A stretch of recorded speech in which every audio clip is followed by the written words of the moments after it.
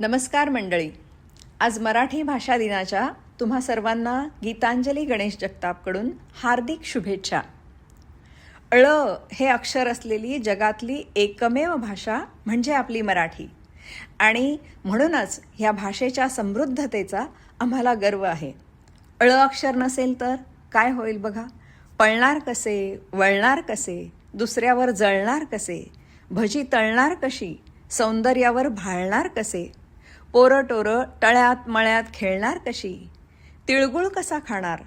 टाळे कसे लावणार, बाळाला वाळे कसे घालणार, खुळखुळा कसा देणार, घड्याळ नाही तर सकाळी डोळे कसे उघडणार,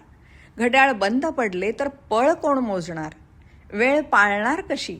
मने जुळणार कशी, खिळे कोण ठोकणार, तळे भरणार कसे, नदी सागराला मिळणार कशी, मनातली जखम भळाभळा वाहणार कशी, हिवाळा उन्हाळा पावसाळा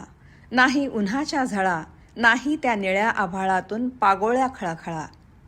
कळी कशी खुलणार, गालाला खळी कशी पडणार, फळा शाळा मैत्रिणींच्या गळ्यात गळा, सगळे सारखे कोण निराळा, दिवाळी होळी सणाचे काय, कडबोळी पुरणपोळी ओवाळणी पण नाही, भोळा साम सावळा श्याम, जपमाळ नसेल तर कुठून रामनाम, मातीचे ढेकळे नांगरणार कोण, ढवळे पवळे बैल जोततील कोण, पन्हाळ्याची थंड हवा खाणार कोण,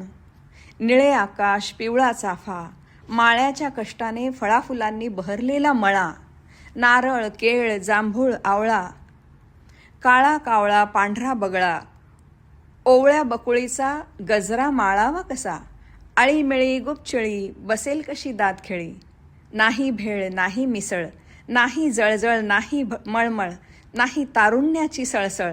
पोळ्या लाटल्या जाणार नाहीत, टाळ्या आता वाजणार नाहीत, जुळी तिळी होणार नाहीत, बाळांत विडे बनणार नाहीत, तळमळ कळकळ वाटणार नाही, काळजी कसलीच उरणार नाही, पाठबळ कुणाचे मिळणार नाही, सगळेच बळ निघून जाईल, काळ आला होता पण वेळ आली नव्हती, पण काहीच कळेनासे होईल ळ शिवाय.